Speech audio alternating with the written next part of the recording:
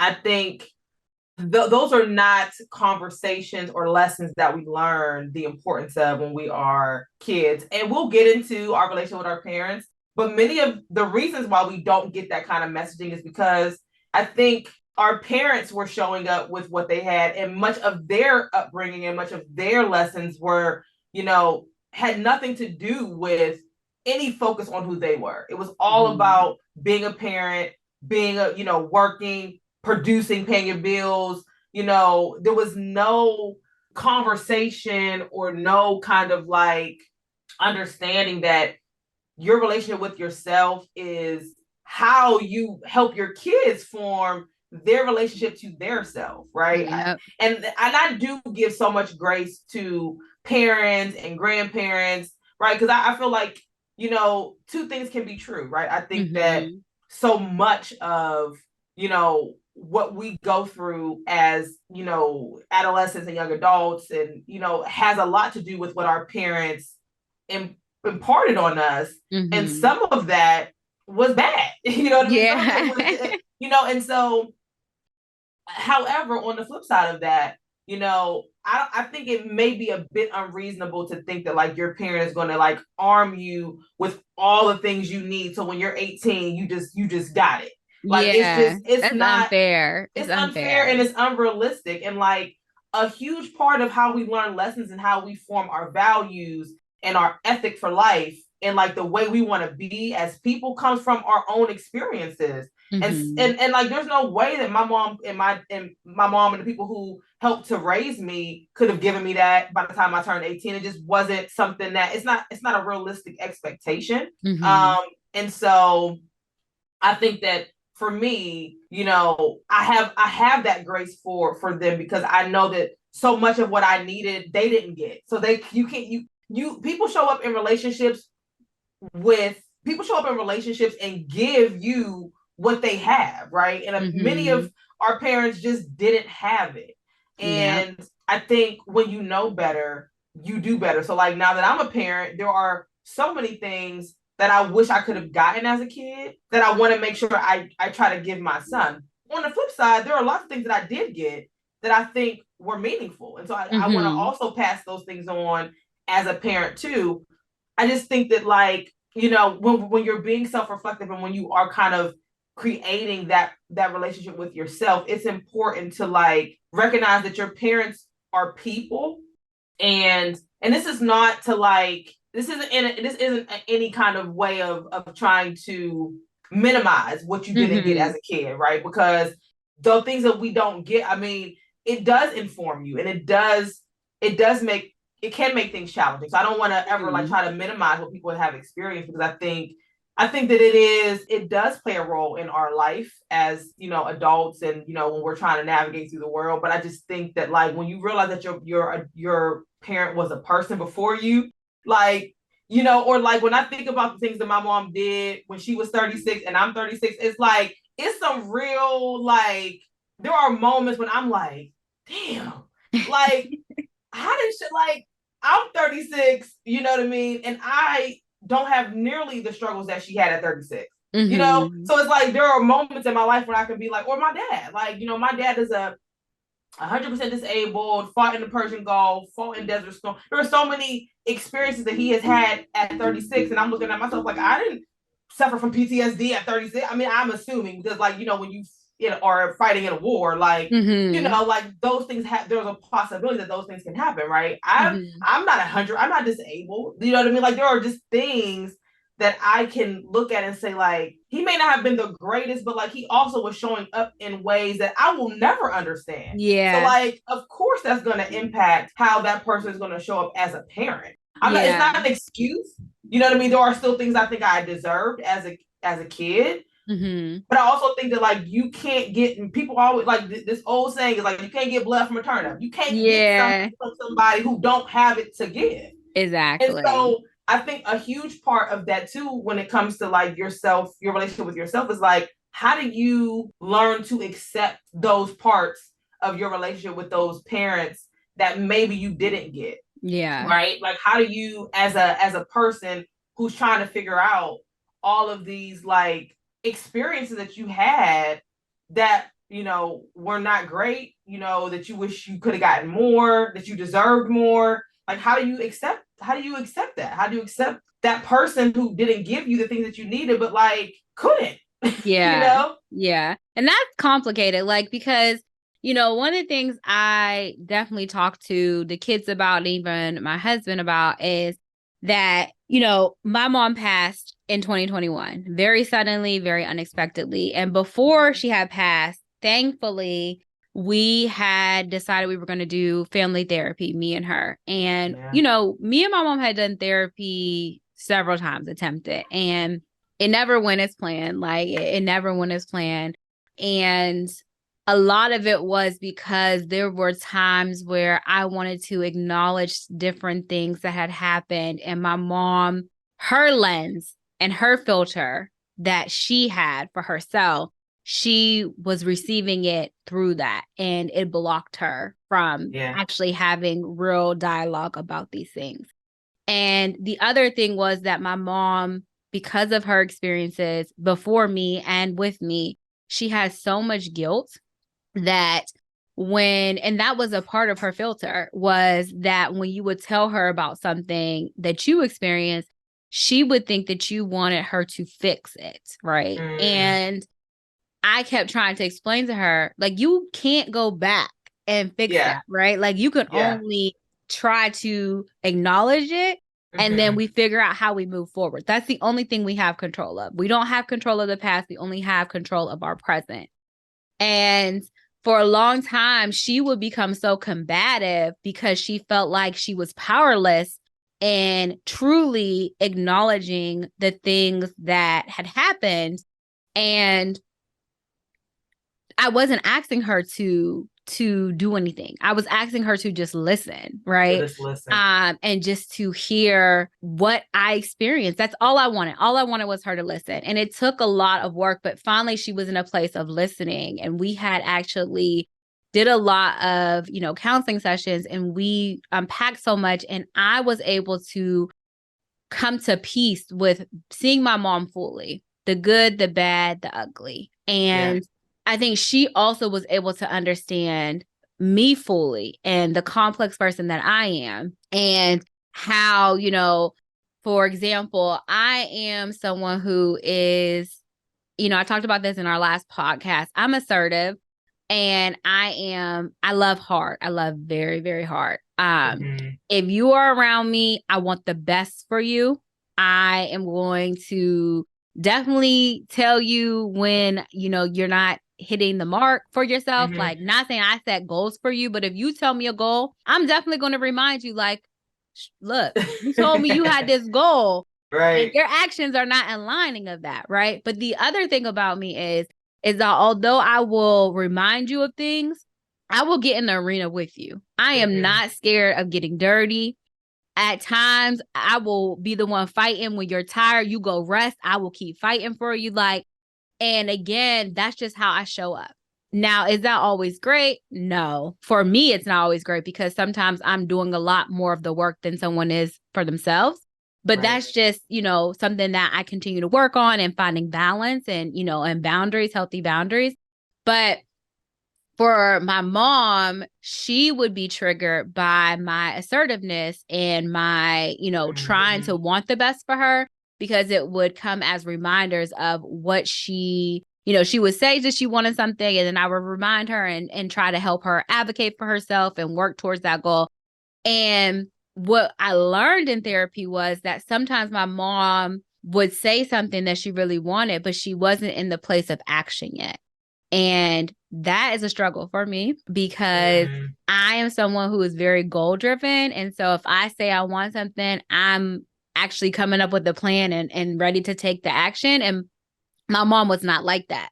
And I would constantly be upset and frustrated because I'm like, you constantly are telling me this, and like, you want this and you want so much better. But then when I'm actually lining up and helping you connect the dots, you are not wanting to put in the work. And like, it was frustrating, right? Because it's like, why are you constantly coming to me with, these issues, and I'm trying to help you and you don't want to do anything about it?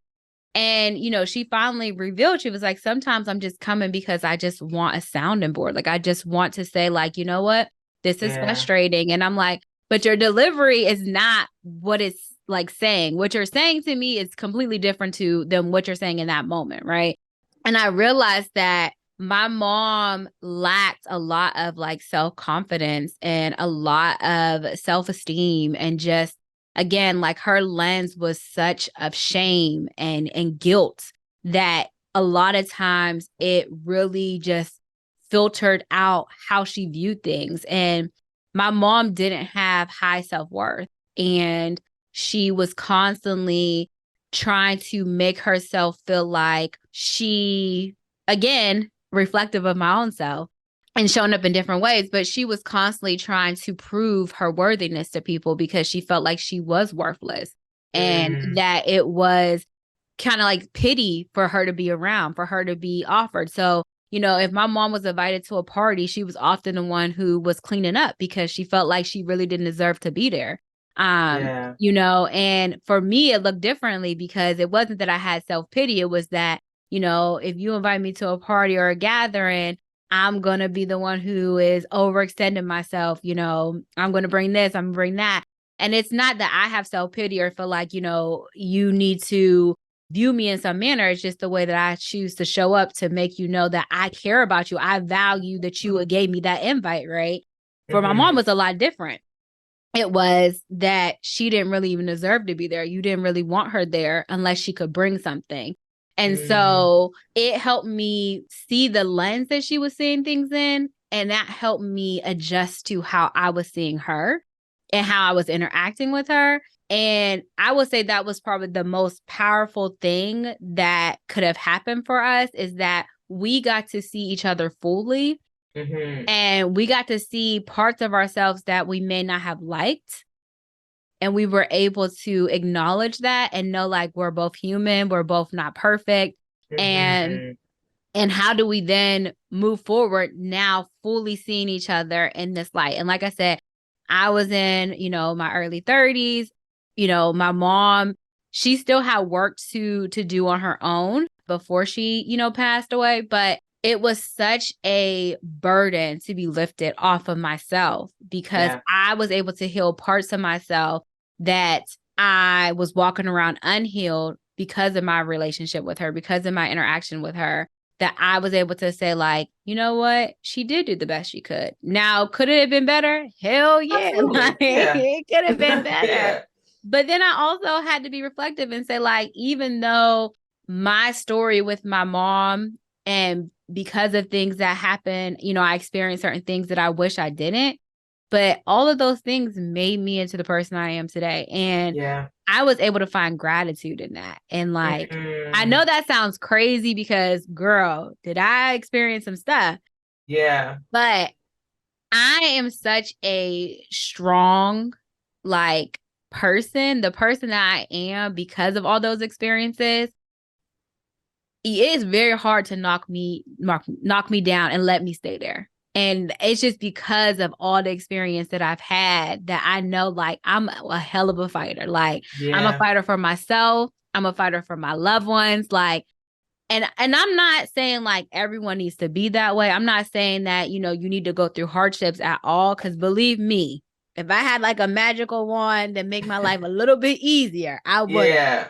But I'm at the place now where I am so grateful that these experiences happened to me and they shaped me into the person I am today, because I can experience so much now that it doesn't like knock me off my path. I can have my little, complaining session, frustration, maybe shed some tears.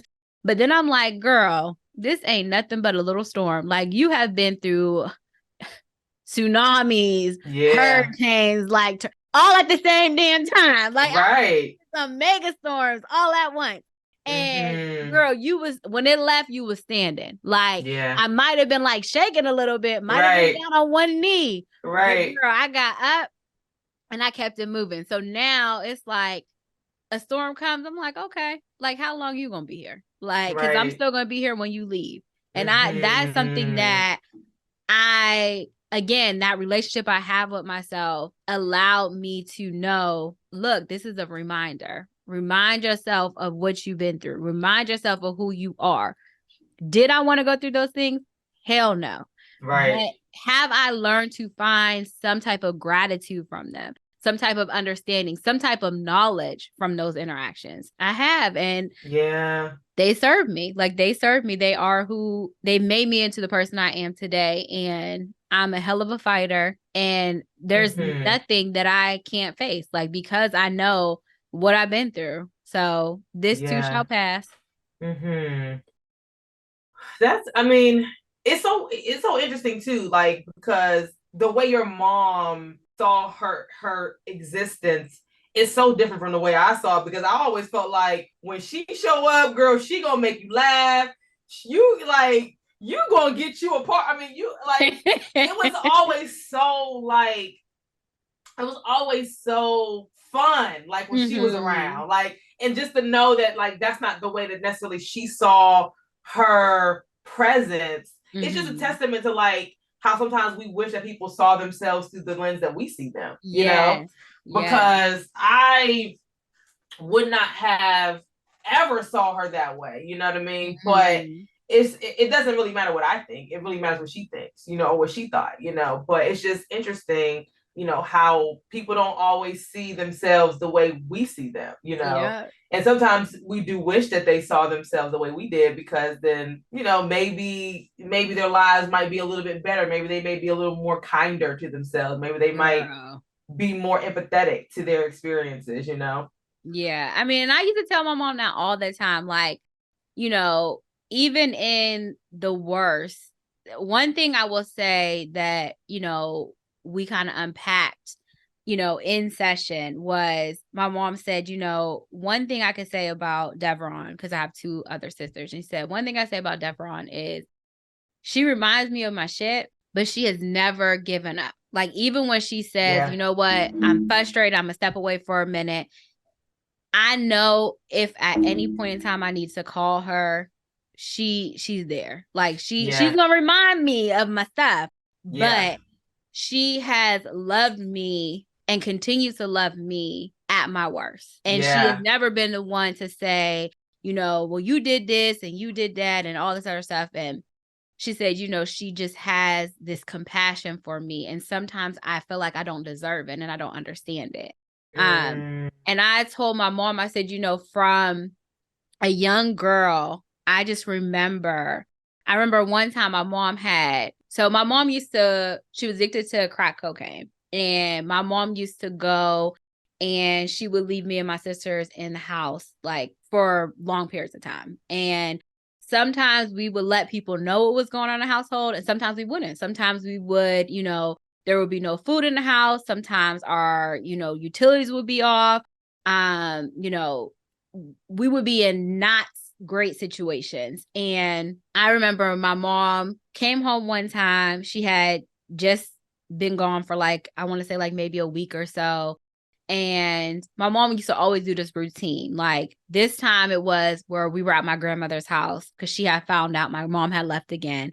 And we hadn't told her. And it was a situation where someone had called my grandmother and told her that my mom was, like, you know, out.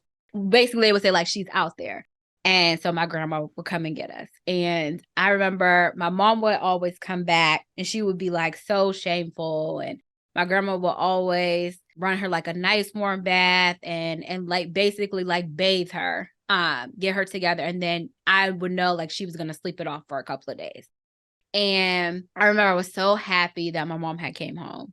And it was to the point where I would fake sick to stay home from school to hope in hopes that it would bring my mom home. Like, she would know there was always someone waiting for her. Like, that was my idea. Like, if I could continue loving my mom and showing her that I loved her, no matter what she did, it would bring her out of it. Like, it would bring her out of her addiction. And obviously that wasn't true, but I really took that on at an early age. So at this point, this time I had stayed home. I had pretend like I was sick.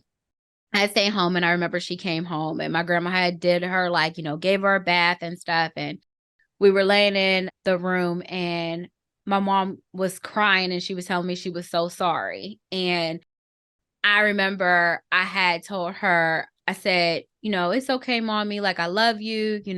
I'm so glad you're back. And, my mom was a very emotional person. Like, she would cry at the drop of a dime. But this was like, she was very, very sorry. And and one of the things I will say, when my mom would come back from her runs, like, she would feel horrible. Like, she would have a lot of, just guilt. And she came back and she was just like, I'm so sorry. And I was just like, mom, it's okay. Like, I really love you.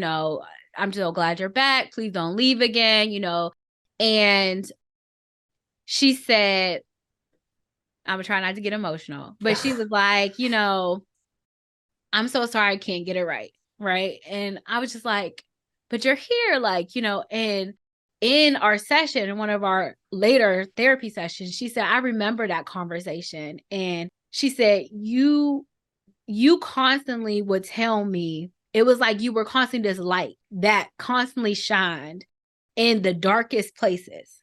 And sometimes I wanted to sit in that darkness and I didn't want to come out of it. And I knew that there was this light that was constantly shining and shining. And it would tell me, like, you got it. You can't sit here. Like, you have to come out of this because you have people waiting for you. And she was like, I'm so sorry that I made you feel like you had to be a light in my darkness 24/7, because no one should feel like, a child should never feel like they bear that responsibility. Right.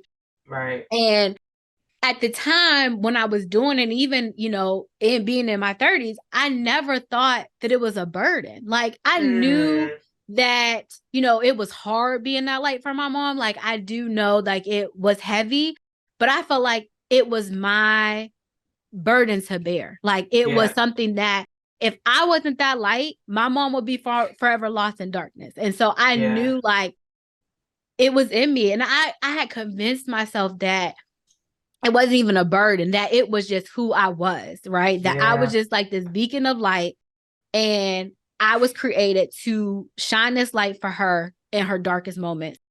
And when she said that, I realized that in so many relationships, I have tried to be a beacon of light for so many people. And it was because I started off with my mom and thinking like, this is who you are. And I have reduced myself to being a light for so many other people that I wasn't fully being a light for myself, or even realizing that being a light for so many other people did not leave me with a lot of battery for myself. Yeah. And so when she said that, although I knew that it helped her, I also knew that it came at a cost, right? And since she said that, I've been so reflective in making sure that although I'm continuously being there for other people, I also have to make sure that I'm pouring back in myself, and knowing that if I'm not recharging my battery, I can't show up and help other people through their darkest moments. Because then when I get to my darkest moments, that flashlight ain't working no more, right? It's flickering on and off, and I need it for myself. And so it's one of the things that I will say our counseling sessions definitely served as a 2-part purpose of, acknowledging what I was for my mom and knowing that she needed it and it helped her, but also knowing that it didn't come at like a no cost to me. Like, it definitely came at a cost to me. And I think it also helped heal me, hearing her acknowledge, like, I saw you. Like, I know what you gave. And I know it didn't come at no cost. And I'm thankful for it. I wish it didn't happen. I wish that things were different, but I'm acknowledging it. And I think like that validation did so much to see myself fully, but also to see my mom fully. Like, knowing that, again, I constantly saw my mom as this powerhouse. Like you said, like, I never saw her as, this person who showed up to things and, felt horrible for being there. Like, because she was always like a people person. Always. And I would tell my mom, like, I see you fully. Like, I see you fully and I love you regardless. Like, I know the complicated person you are. I know what you have been through, and I love you, good, bad, or indifferent. Like, you're my mom. And it wasn't until those recent counseling sessions that she understood what I meant by saying that, and understood like, I'm here. Like, I'm not leaving. Like, you are my mother. We had these great experiences. We had some not so great experiences, but I value everything that you bring into my life. Like, I'm thankful that God gave me you as my mom. Like, regardless of what has happened, it has made me to the person I am today. And I have grown to be thankful for that. And I think she needed to hear that because it helped us see each other in such a different light.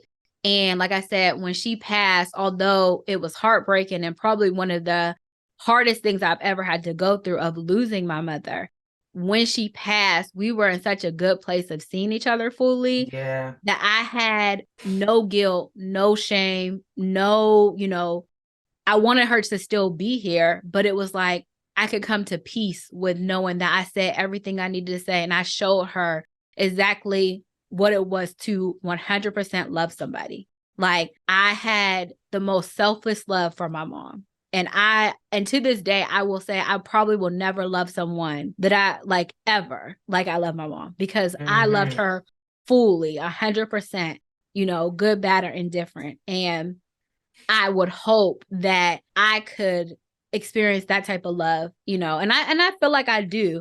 But I also feel like, again, loving someone in the darkest times, multiple darkest times, is exhausting, but it's also, it takes you to different parts of your own self, Yeah. Because what you're describing is that unconditional love. And like, how much do we say we love people unconditionally, but don't actually show it? Like, it is much harder to do and so easy to say, And so, but what I think though is like, as I heard you talking, it made me think like being able to have those real moments with your parents can also help you like grow that self-love, that relationship with yourself, but it also can help your parents, really create that relationship with self. Like, when we think about our parents and how they probably never got that message, that having a relationship with yourself is important, how powerful can it be for their kid to like introduce them to like such a concept of like, we're gonna see each other for who we are. And those experiences can then fully help you see yourself, right? And really add to that relationship with yourself. Like, how often do our parents get that opportunity to like see themselves, and that their kid can help them do that? When you're a parent, so much of your role is helping, so much of your role you think is helping your kid get to from point A to point B. And I think when you really have grown as a person, you realize that like your kid is not too small or too young to help you get to where you need to be. I think that there's definitely some I don't want to say humble, but like a lot of parents really do struggle with like, what can my kid teach me? Like, yes. And it's like when you can let your kid really teach you something, or when you can allow an experience that your child introduced you to, and you can like really use that relationship or use that experience to like grow. I think it's so meaningful. It's even more meaningful because a lot, like I said, a lot of parents don't necessarily have that particular mindset that like my kid gonna teach me something. Like, what can they teach me? Like, I'm the adult. And it's like, yeah, you are. And like, you're never too old to learn something. And the messenger of that lesson could be anybody. Exactly. And kids, this is the one thing I will say, having, my two nephews and my niece, one of the things I always tell my husband is kids can teach us so much because the lens that they have doesn't have as much filters in it, right? Doesn't. So our filters as adults are changed and adjusted from our experiences, and kids are coming fresh. They're seeing the world from a different type of lens, from a different type of eyes. And they don't yet, hopefully, have not experienced all of what life can be. And so they have a very innocence about them. Yeah. And so they can serve as reminders of the good parts of the world, the parts of the world that maybe our experience hasn't honored or hasn't really shown us in a while. And so we have been forgetful of what that rainbow looks like, what the other Yeah. side of the storm looks like. And so they can serve as reminders of, you know, look at it this way. I mean, and my nephews and my niece are constantly serving as reminders of that. You know, I remember my nephew. So we've had a lot of losses since losing my mother. You know, we lost my mother, and then we lost my uncle, and then we lost my dog, who, you know, we all loved, and I used to call him my fur baby. And, you know, I was really scared and worried about these kids and how all of these losses were going to impact them, because although I had a lot of experiences growing up, one of the things I was blessed with was I never really fully lost someone. I never Yeah. really, like, you know, I lost my grandmother, you know, a couple years ago, but I was older. I wasn't a kid. And these kids have lost significant caregivers. And so I was so fearful of what that would mean to them and what that would do to them.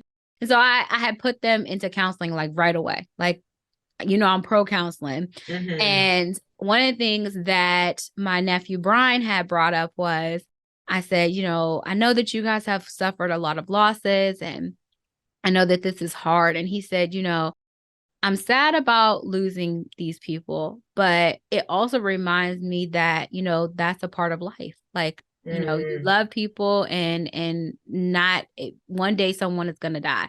At first I thought it was such a like a morbid thing to Yeah. say, but he also said like that's why you need to like take care of people while they're here. That's why you need to, you know, be present, and, you know, you just don't know how long they're going to be here. And then I was thinking like, that also is such a beautiful way of thinking, right? And I Yeah. will say like that definitely served as a reminder. And one of the things that I'm constantly being reflective of now is having lost my grandmother, and then losing my mom, and then losing my uncle, and losing Dash, who was my dog. It constantly serves a reminder for me to be present, to give people their flowers while they're here, Yeah. to, you know, if a family member is having something, odds are I'm dropping it to go. You know, You I always are all, I'm like, oh, how she got the energy, but I can girl. so understand, right? Because you know, I've gotten to the same place where it's like, if ever I get an opportunity to do something with somebody who I love, I'm gonna figure it out, because Time those is are the not a things that are promise. right. Because those are the things that are, as I get older, and I ain't no old head or nothing like that, but you know, as a chick get older, like that's what makes so that's what's so meaningful, right? Is Yes. those laughs and those experiences, even if it's something super little. You know, Yeah. it's like being around good people and good energy, like that's what feeds me at this point, not the other Girl. stuff, you know. Your time, I'm telling you, like, it is something that I'm so mindful of now. Like, even more so than before. It's just like, you know, because like I said, constantly bring this up is, you know, the night before my mom passed, we had called her. And I remember the song that was playing in the car. I remember the whole entire conversation. You know, we had just taken the kids to this Italian restaurant. It was like kind of like upscale, and they had said some funny stuff. And like we had this whole discussion with her. She was laughing, and I constantly replay that of when we ended that call, like we were laughing, we were joking around. And, you know, I had told my mom, okay, I'll call you in the morning. And when we ended that call, my mom never would have thought that was the last time she was going to talk to her grandchildren. That was the last Yeah. time she would talk to me. You know, that we were not thinking that. And life is just so short. And the same thing with my uncle. Like I had just spoken with him.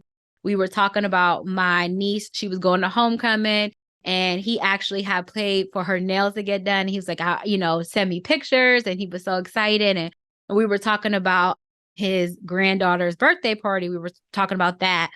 And then the next day, you know, I get a call from my cousin telling me, you know, what had happened to my uncle. And I was not prepared for that. Like I just wasn't Mm-mm. prepared for that. And I think, you know, when you get these sudden losses, like it's one thing, you know, a loss is a loss, but when it is sudden and it's so unexpected and you have back to back, you start to realize just how precious time is, and Yep. how, you know, it's so important to be present and show up for your loved ones, because you never know when that's going to be the last time you get to experience that. And it's such a gift too. And I tell my husband that because, you know, both his parents are still living.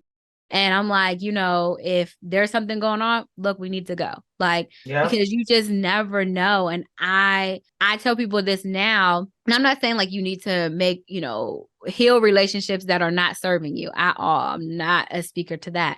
But if you do have relationships that are serving you, keep pouring into them, because life comes at you fast and sudden. And once someone is gone, like there are times where I literally had to take my mom off of my favorites, because there are times where something will happen and I will go to call my mom.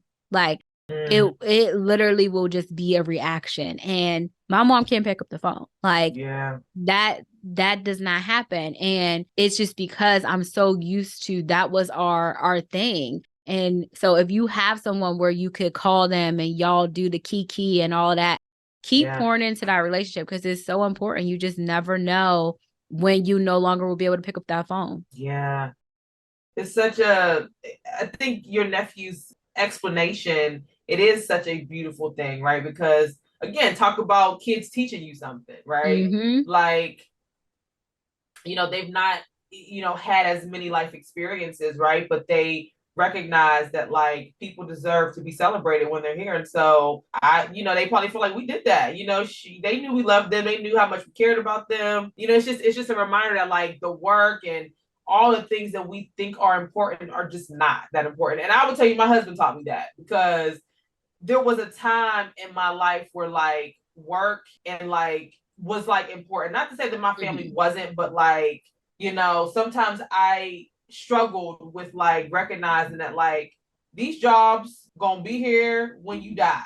So you need to not be pouring so much into these damn jobs, because they gonna replace you. Okay, they gonna say how great you was. They gonna say, oh, Dominique, she was a great whatever, and they gonna have somebody else and post name. Your job, right? They gonna post your job, and they gonna have somebody else damn name on your office door. Yeah. So you need to live your life, and like my husband has always been like that. We were just talking about it yesterday. He was like, man, these jobs is just jobs. Like these jobs, they are not like, they are just an avenue for you to be able to live the real life you want to live. Like, you know what I mean? Yeah. And we can laugh about it now, but there was a time when like I didn't necessarily feel that way, you know, and how much relief has it been for me to just be like, man, am this job, like, for real, because at the end of the day, like I can get another job. You know, exactly. It may be hard, it may be a little bit challenging, but like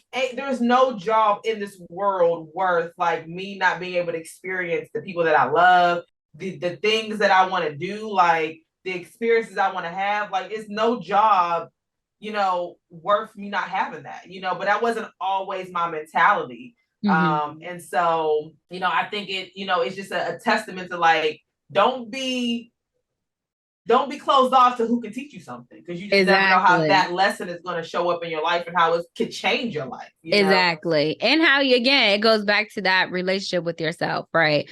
That was a reminder of how you view yourself, right? How you view yourself is how you view the world. And again, my nephew, his view for himself is like, look, I show people I love them. I'm present with them. I know that they could be gone tomorrow as I could, and I choose to be present. Like that's how I view myself in. And, you know, it definitely served as a reminder, like, you know what? Like, look, time is not promised to no one. And to do right by myself, I need to, you know, show up for those that I love, because I know how much relief I had, again, when my mom passed, of knowing that I had showed her that unconditional love.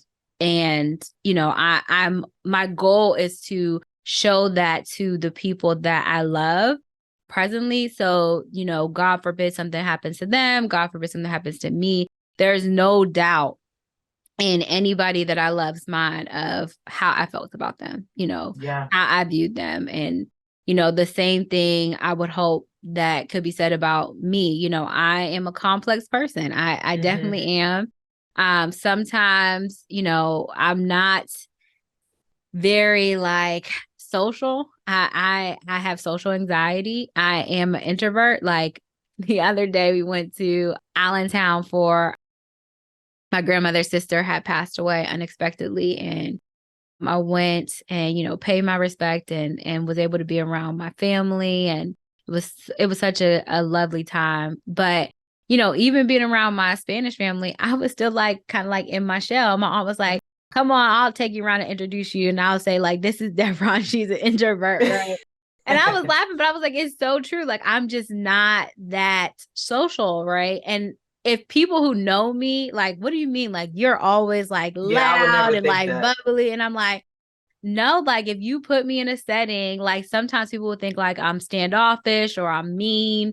I do kind of have a resting bitch face sometimes, but it's none of that. Like I'm not. It's just I'm anxious. Like I don't feel comfortable being in different situations. Like especially if I'm not really close to them. Like it's just not me. But again, like I acknowledge that about myself. And I do explain it to people that I am close with. I'll just say like, sorry if it seemed this way, but like, I'm not really like that. I'm just not comfortable or whatever. Yeah. But, that can come off different to some people. Some people do think, I'm a standoff person, and it's not the truth. But, it's just one of those things that, again, being self-reflective, knowing that can be presented to some people. And knowing like if I care enough, I'll acknowledge it. Yeah, if I don't know you and I feel like, you're kind of off-putting, you don't have a conversation with me, I might just let it be like whatever. You could think that it doesn't really do anything to me. I don't feel like I need to explain myself. But again, it's something that I am reflective of. I do acknowledge it to myself. I might not acknowledge it to you, but I do know, it's something that I'm continuously working on. Right.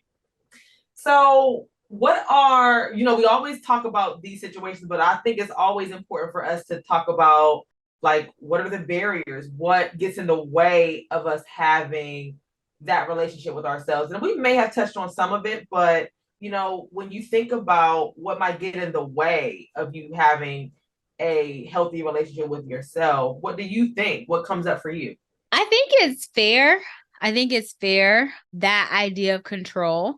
And I also feel like sometimes it's just lack of self-awareness, right? I think it's lack of that reflection of, again, if you have gotten so used to wearing so many masks, maybe you have forgotten what your real face looks like, right? And so that's a bar. Yeah, like you literally think like this is normal, right? Like, what do you mean there's something underneath here? Like, no, this is my mask or this is my real face. And you're like, girl, that is a mask. And like, I know the real you. Like, take it off. And then it's like, you take off this layer, it's another layer. And it's like, wait a minute. Like, so I think like it could be where you've gotten so used to wearing so many different masks that you yourself have psyched yourself into thinking that this is your true self.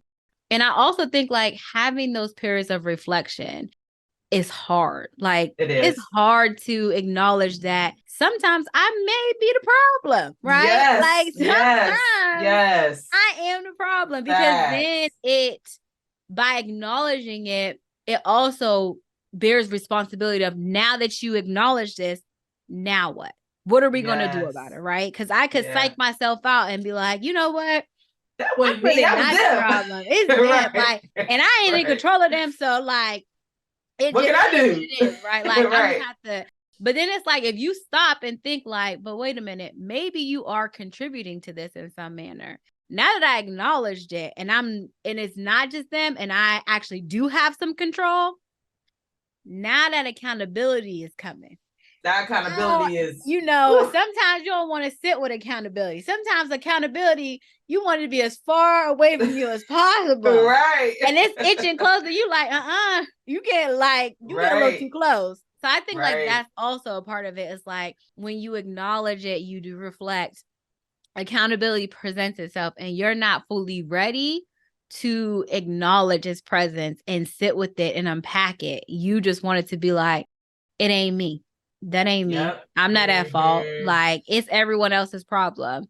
And it's so funny because when you notice it about someone else, like you could be reflective of someone else. Like, you know, someone could be talking to you like, wait a minute, you had this situation, and you don't see none of where you played a role in it. Right. So you can like be reflective on that. But when it's back to you, you're like, that ain't me. No, like, not me. No, I ain't the problem. Right. Right. I think like that's a big part of it. It's just like the accountability, the acknowledgement, and then the now what? Now that I acknowledge it, do I really want to do the work? Because the work is not easy, right? It's not, it could be hard. It can be gut wrenching at times, very uncomfortable. Like you said, that sitting with uncomfortability, it's not always fun. Like that ain't no hoe, man. That ain't no hoe. I'll tell you that right now. I'll tell you that right now. Like, don't nobody want to do that.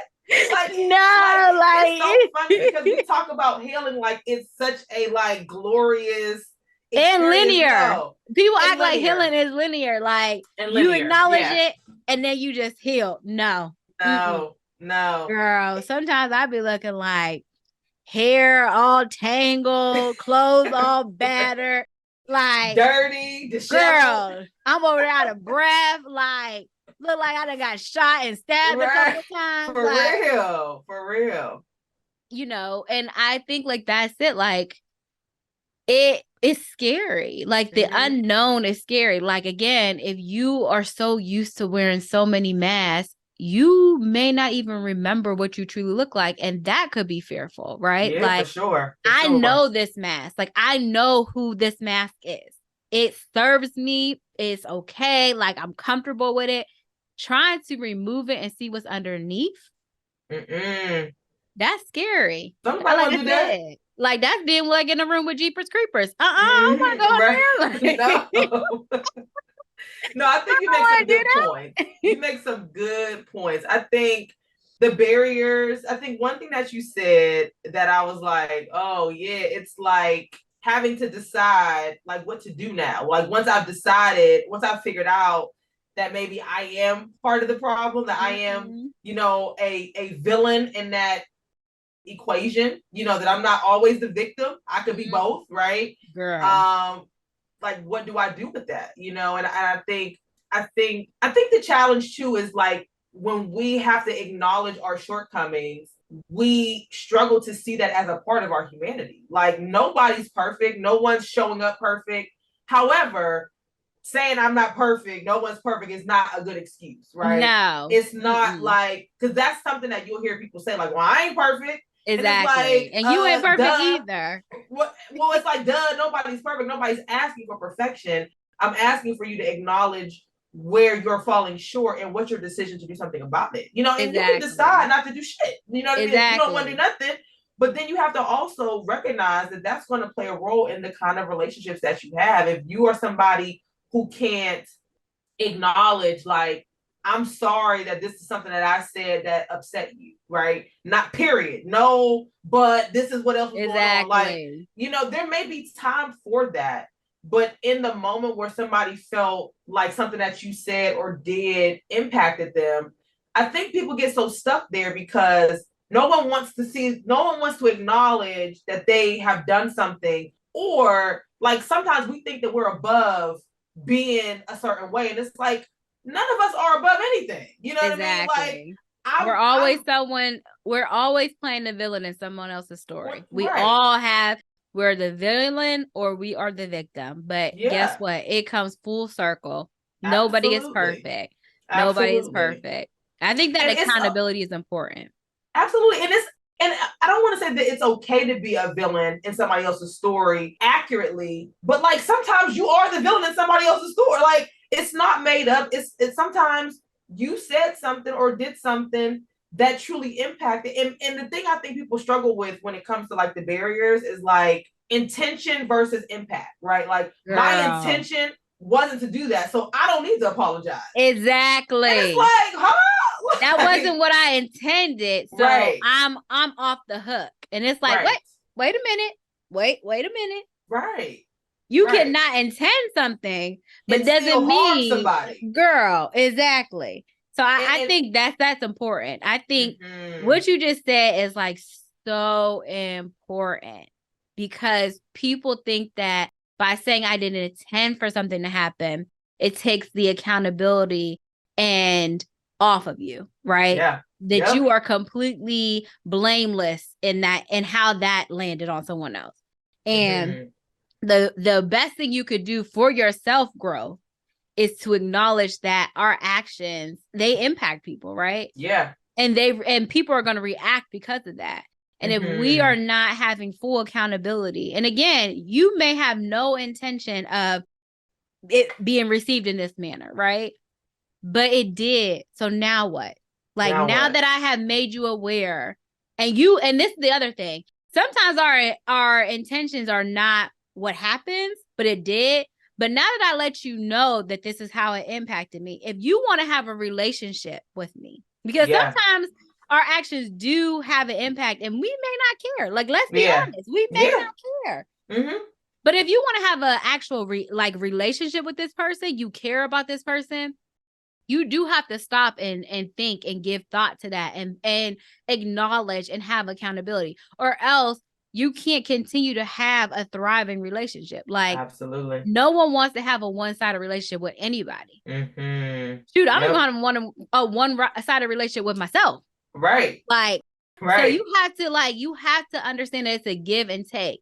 And sometimes we may be thinking we're giving, but from the other person's point of view, we may be taken and not giving nothing back. And like, we have to acknowledge that, like, that's a part of having a relationship, is that dialogue of what I did impacted you this way. And I can acknowledge that and figure out how we can move forward. Right. Without thinking like, by me acknowledging that, you're asking me to go back and change the past, because I have no ability to do it. That's the thing. It's like, it's not about changing the past. It's about listening to what somebody is saying. Validation. And validating, right? Like, invalidation doesn't necessarily mean you have to agree. Like, that's the thing. It's like me saying that, you did something to me. It doesn't even mean that my interpretation of that is accurate, or that it's something that you have to take on as like law, you know what I mean? Or the gospel. But it does mean that, like, in this moment, in this interaction, this is what your actions did. This is how it impacted me. And like, I think, again, the barrier is, when that happens, and in terms of like holding ourselves accountable, is like, if we disagree with the observation, that's another reason why we may feel like, I don't need to do nothing. I don't need to fix nothing. Like, I don't agree with that. It's a you problem. Right. Trying to, again, find all of these reasons why what somebody said about you, or how somebody experienced you, trying to find ways to deflect, or trying to find reasons to say like what you said didn't happen. Again, our relationships with other people are one thing, but those relationships with other people can definitely help us, improve our relationship with ourselves, right? Exactly. And again, it's not about being perfect. It's really about recognizing that your intention may not have been one way, but sometimes the impact is another. And like, again, like you said, if you truly value that relationship, it's about like meeting somewhere in the middle, and saying, I may do it again, because, like, if no one has ever said this to you, it might be hard for you to like take that on, or it might be hard for you to really change that, And so I think the other piece of this too is like, when it comes to your relationship with yourself, it's like these areas that you struggle in, these areas that don't necessarily, paint you in the best light, they're not going to go away overnight. And that's the other piece of this, is like, how do you love yourself through that part of you that is like showing up and is harming people, and harming yourself, right? I mean, it's about loving yourself through that, and just saying like, here I go again doing this thing. But also the understanding piece to me is like, you have more stock in all of those behaviors, all of those maladaptive behaviors, those behaviors that are unproductive, but they did serve a purpose, right? And like now they may not serve a purpose, but you still got 20 plus, 30 plus years of doing this thing all the time, right? Mm-hmm. So I think the other part of it too is like, just be kind to yourself. Like if you are truly trying to figure it out and truly trying to fix it and truly open to like receiving that, like this is something that you do often and it is off-putting to other people, it's not about like you changing who you are, but like, does this benefit you and does it benefit your other relationships? And if it doesn't, then like, why are you holding on to it? Like, exactly. It doesn't serve a purpose. Is it serving you? Like, I think that's so important. Like, you know, you could be a work in progress. And like I said, we both are still a work in progress. There's parts of ourselves that we're continue to explore, acknowledging from our interactions of feedback from ourselves and other people and making adjustments as needed.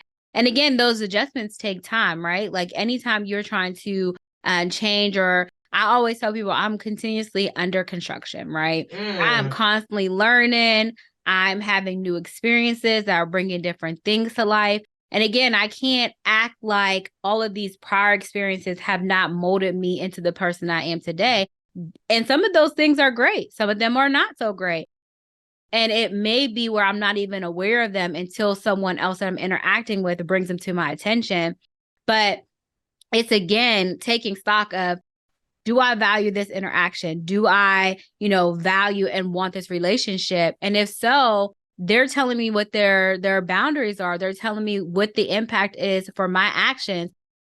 How I choose to move forward says a lot about myself, but also says about how I choose to move forward in that relationship. Yeah. And so I think like that's so important, right? Like I think that, again, it may take you sometimes, like maybe, again, if this has been serving you for so long, it can be literally second nature. Like you just go to it and it's just automatic. And it may take a couple of times for you to realize, like, wait a minute, like, here I go again. Like, okay, maybe I have to stop mid doing it. And I'm like, wait, I remember, like, this is not the way I want it to be. And sometimes it's checking in with myself. Sometimes it's checking in with my other people, and just kind of like checking in. And I think like that's so important, but also knowing that you're human. You're not going to get it right all the time. Give yourself grace. But in giving yourself grace, it also gives you space to give others grace. Absolutely. Yep. And I think like that's so important, because the other thing is how I view myself. If I'm not willing to give myself grace, odds are I might struggle a little bit with giving other people grace. Yep. Because I might feel like, well, I hold myself to this expectation and it's a solid line. Yep. If you're not meeting that expectation, we don't have nothing else to talk about. And I will say, I definitely have struggled with that. I have definitely struggled with setting an expectation, a solid expectation for myself, and feeling like, you know what, if I wouldn't allow myself to be playing around with this, I'm not going to let somebody else play around with it. Right. And I had to learn that it's not even the expectation. If I set healthy boundaries for myself, and I know that by accepting certain behaviors from other people, it impacts me in some type of way, that is fine. Like I'm fine with having that concrete boundary.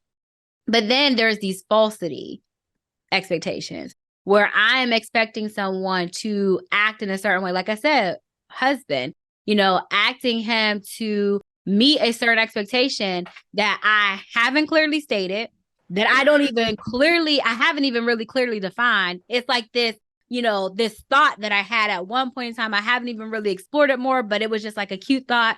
And now I'm holding him to it. I never even told him what it was. I don't even know what it is. But then I'm mad at him because he's not meeting it. That's not realistic. No. Especially if I want to have a relationship with him. Like, so I think like that's the other part, is like, you can establish healthy boundaries. That's fine. Like, especially if you know that their behavior is impacting you in some type of manner, but also know that the shoe goes on the other person's foot as well.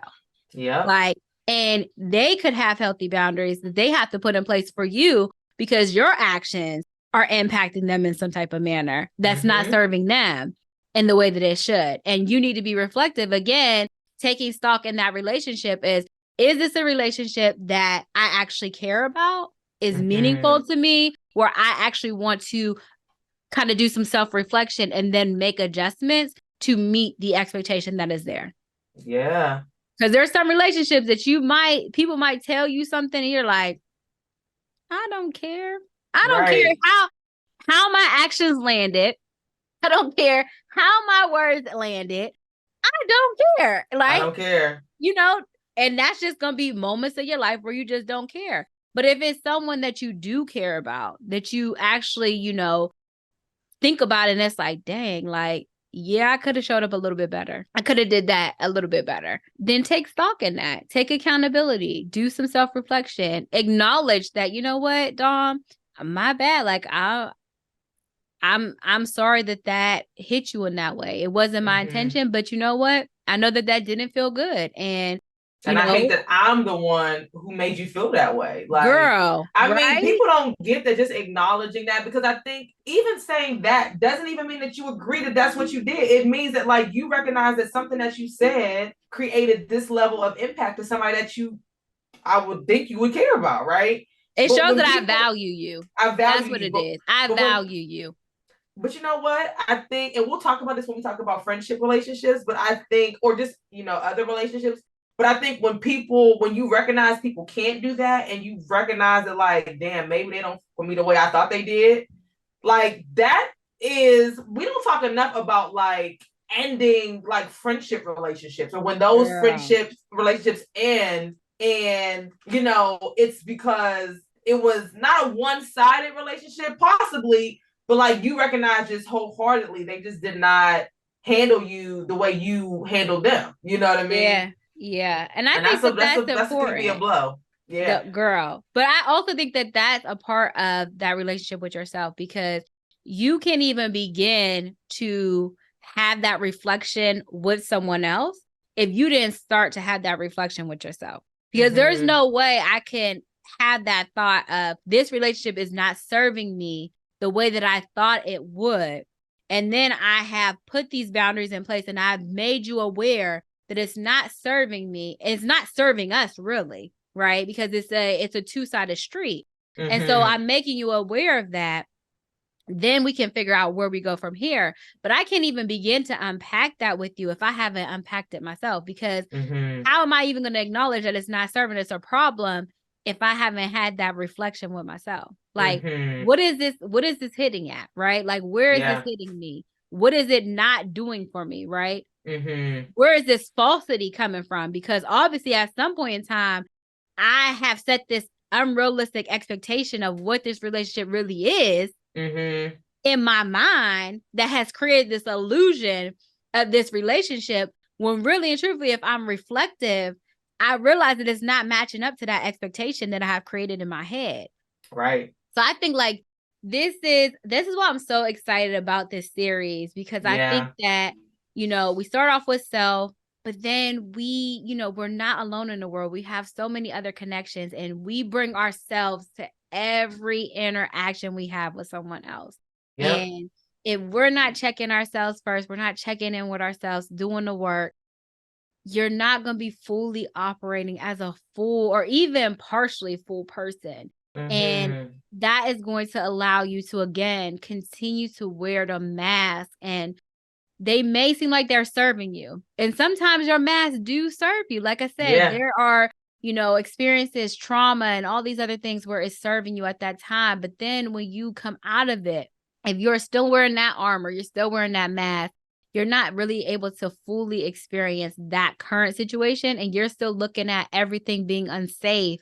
And you don't even realize that you are amongst a safe place right now, right? Like, or you are in battle and you are exhausted because you've been in that fight or flight for so long that you can't even have enough strength to get you through that current battle, that current storm. So I'm really excited about this series. Like I said, I think it's going to be deep. I think it's going to be hard. But I think that it's going to be helpful. And I hope that people are able to listen to this and really check in and have those check-ins with themselves and have those check-ins with your loved ones, your peers.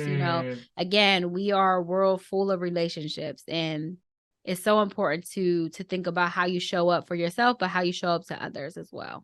Absolutely. Absolutely. Yeah.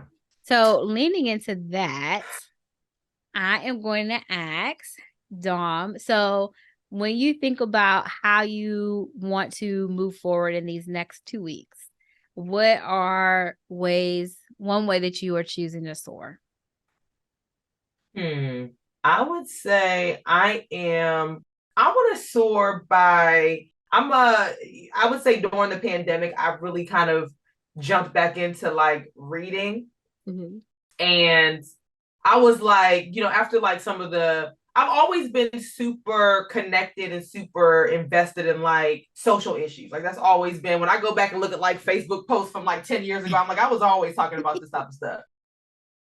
But I would say during the pandemic, I was very invested, or I guess try to reinvest in like reading a lot. And so I, being so busy now with doing all these things and trying to wear all these hats, I really have struggled with like, reading and just like, trying to stay active in that. And so I'm close to finishing this book that I started like a couple months ago. But like when I started this journey, I was like, I really don't have the time. And I recognize that reading is such a huge part of self-care for me. Mm-hmm. And so I definitely want to get back into that. So I'm finishing this book, but there's a few books that I really want to read. So there's this one book that came out about a week or two ago called Sisterhood Heals, and it's by Dr. Joy Harden Bradford. And Mm-hmm. she is a Black psychologist. She lives in Atlanta. She's from Louisiana originally, but I think she lives in Atlanta now. And she started Therapy for Black Girls, which is a huge podcast.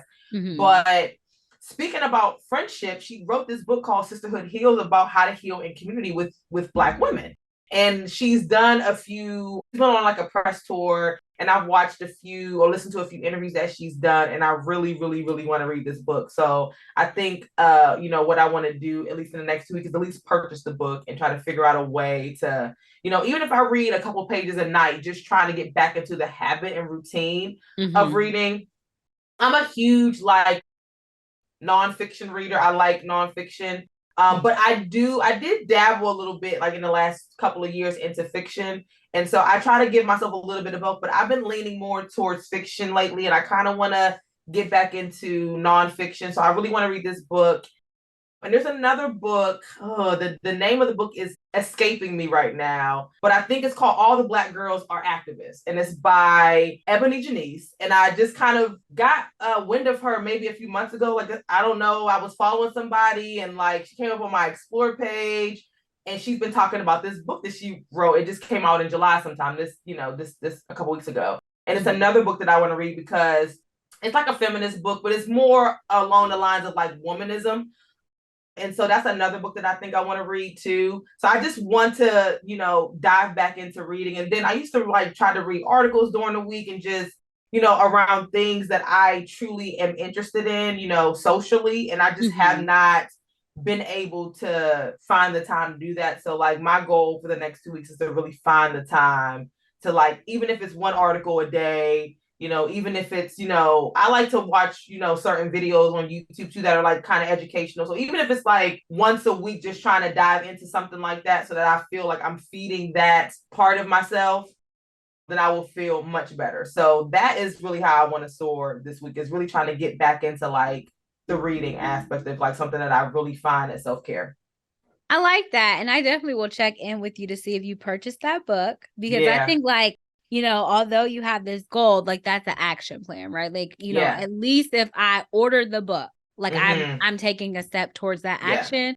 So I think that will be good. And I like that you're not committing like this full, oh, I want to read like a chapter. It was like, you know Yeah. what? If I read a couple pages, like I will be working towards my goal. So I feel like that's Mm-hmm. good, and it doesn't kind of put you on, you know, the block of, okay, look, I have to do this. Like it's a little bit fluid, and I think that that's good. But I Yeah. do know you love a good book, so I'm I do. glad As that you can you see, I got a lot of them back here that I have not read. Well, I'm about to buy a couple more, and I got tons that I add to the haven't read yet. bookshelf.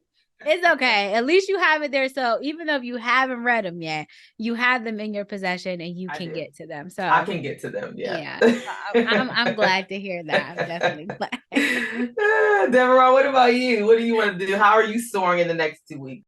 So I think in the next 2 weeks, the way I'm going to soar is I am going to actively start looking for supervision again to invest in that, set that up. And I think I'm just going to continue to explore. I love me a good cert. So I just You do. I just got me my one certification. I'm kind of doing some research on some other certifications right now. And I also have been entertaining the idea of possibly going back to school. Have you? Yeah, I have. Ooh, I have. okay. I am considering going back to school, seeing if it's a good, one of the things I do like is that if I could be in school all my life and it was free, girl, I would do it in a heartbeat because I think education is important. But education is expensive. So I am thinking about possibly going into like a doctorate program. Okay. So I'm just kind of like, right now, I'm just kind of like exploring, doing some research, seeing what, grants and things like that are out there. But I would like to go back and get my doctorate. It's definitely Okay. something I spoke to my grandma about in length and, something I'm entertaining. Again, I don't know if it will happen like right now because I have a lot of things going on, but it is something that, I'm definitely interested in. And then the other thing is that my nephew Brian, he actually just got a letter from his school that he was tested for gifted, and they found that he is gifted in language arts, and so he will be in honor classes for language arts going into 7th grade. So I'm really excited about that. And one of the things that my stepmom has done is she's constantly purchasing books for them. And so it's gotten to the point where we had a smaller bookshelf in their room and it's packed. Like can't fit anything in there. And so I was talking to her and I was like, I would really like to create like a library in the house. And so she was so supportive of that because my stepmom, she has her master's in English. And so she was like, I love that. And her husband before my father, he actually was a literature professor. So and she was like, that's the best thing you could ever do. And so I am starting to like look for, bookshelves that are a good size. And then just also like trying to look at different libraries and things like that and how to bring just more books into, because one thing I love about my nephews and my nieces, they will sit down with a book and read it. Yeah. They do enjoy reading a book, and sometimes I will see them rereading a book. And so I definitely want to invest in them because I think that, reading is very important. I think that it opens your mind up to different experiences and just different viewpoints. So that is another way that I'm continuing to soar, is to continue to investigate myself and just growing professionally, but also how I can continue to build back into the kiddos and help them continue to mold where they see themselves going. So, yeah. No, the book thing is really good because I will say as a kid, I was not a reader at all. Me like either. I was not a reader at all. And I was watching The Breakfast Club.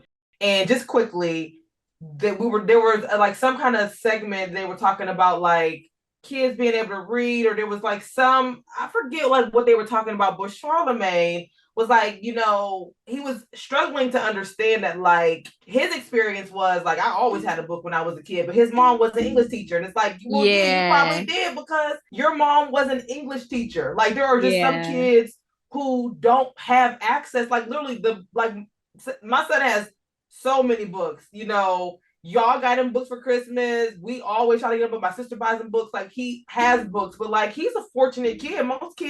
A lot of kids don't have access to that. So I love to hear that they like to read, and like it's something that I wish I enjoyed when I was a kid, but I just didn't. So girl, me either. It's so great that you're helping them like cultivate that skill now, because it'll definitely be useful for them in the future. So yeah, it definitely has served. Like I said, me too. I was not a reader at all. Like, no.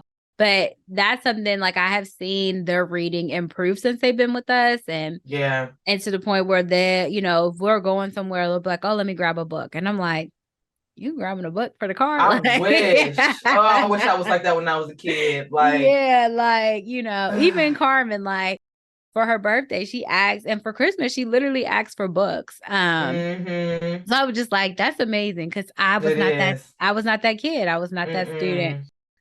So yeah, just investing in them, I think is definitely good. And so I will continue. And investing in yourself. So I'm glad that you're going to continue to do that. I want to hear more about this PhD program. Girl, crazy.